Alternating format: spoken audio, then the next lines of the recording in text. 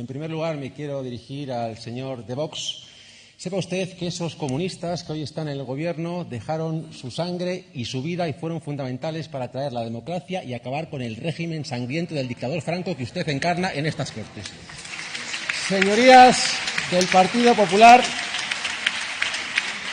y sus compinches de Ciudadanos, perpetran hoy un vomitivo ejercicio de cinismo sin parangón, de la hipocresía llevada al extremo. Traen hoy aquí una iniciativa en la que, según ustedes, quieren defender el cumplimiento de la Constitución y la separación de poderes. Ustedes que se ciscan en la Constitución, que la mancillan constantemente conculcando sistemáticamente los artículos fundamentales de nuestra Carta Magna.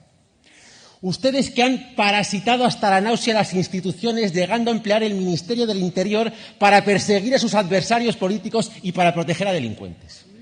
Ustedes que han sido calificados por la UCO como una organización criminal en Valencia. Ustedes que pretenden instrumentalizar el Poder Judicial como ariete en oposición al Gobierno de España. Ustedes que bloquean la renovación del Consejo General del Poder Judicial, algo que es un mandato constitucional y que lleva 2 años caducado. Precisamente ustedes que han contratado aquí a una persona que cuando era senador se jactaba de que el Partido Popular controlaba desde atrás a la Sala Segunda del Tribunal Supremo. Ustedes